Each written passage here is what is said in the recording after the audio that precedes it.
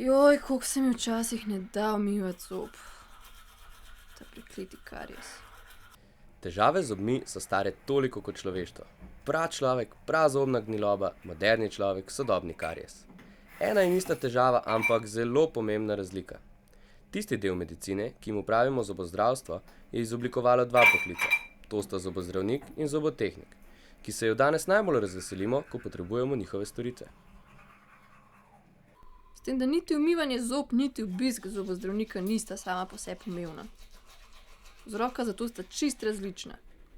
Pri neredni negi zob gre v glavnem za lenobo, medtem ko za neredni obisk zobarja je verjetno zraven še kakšen globlji razlog. Kljub temu, da za to v modernem času ni povsem nobenega razloga, je s tema dvema poklicama povezan relativno največji, najbolj razširjen in najbolj iracionalen strah pred bolečino, ki ima v temi ustne votline še posebej velike oči. Dober dan.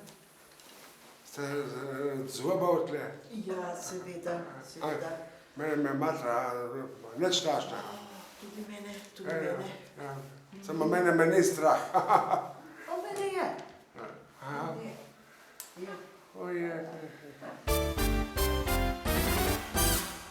Šolanje je enako dolgo za splošnega zdravnika kot za zobozdravnika. Oba dva študija trajata 6 let, od leta 1989, prej je trajalo to 5 let. In v prvih 3 letih, ko so bazični predmeti, so to enaki ali zelo podobni ali se prekrivajo na obeh odsekih, za splošno medicino in za dentalno medicino. Kateri pa so tisti strokovni predmeti, ki se razlikujejo od študija medicine? V bistvu se razlikujejo zobne bolezni, to pomeni plombiranje, koreninsko zdravljenje, zdravljenje zob in drugih bolezni pri otrocih, zdravljenje bolezni obzobnih tkiv in ustne sluznice, zobna in čelustna ortopedija, tisto samo v smislu razpoznave, diagnostike in tako naprej. Potem oralna kirurgija, to se pravi predvsem ekstrakcija zob, se je treba naučiti.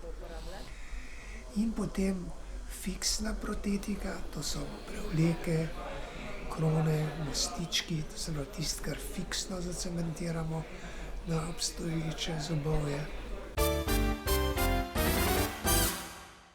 Za ta študij sem se odločila zato, ker sem že zmeraj naravoslovno usmerjena in me je zanimala medicina in pa dentalna medicina in pol na koncu sem kolebala in sem se pač odločila za poklic zobozdravnika. Ta želja se je v bistvu začela razvijati že odkar sem bila majhna, zato ker sem zelo dosti obiskovala zobozdravnike. Seveda zato, ker je bilo moje zobovje že takrat malo težavno. Potem sem začela že obiskovati ortodonta in nekako se je izoblikovala želja po študiju stomatologije. Ja, to je zelo lep poklic. Postala sem pa zobozdravnica zato, ker sem pač od malih nog že rasla s tem. Moj oče je bil zobozdravnik tudi. Tako da me je verjetno on navdušil za to delo. Leta študija so bila pa zelo naporna, tako da moram reči, kar 8 ur na dan študija je moral biti, pa veliko odrekanja, tako da prijatelji so se zabavali, jaz sem se pa učila. Izobraževati se je še vedno treba ves čas, ampak to je veliko manj naporno in bolj zanimivo.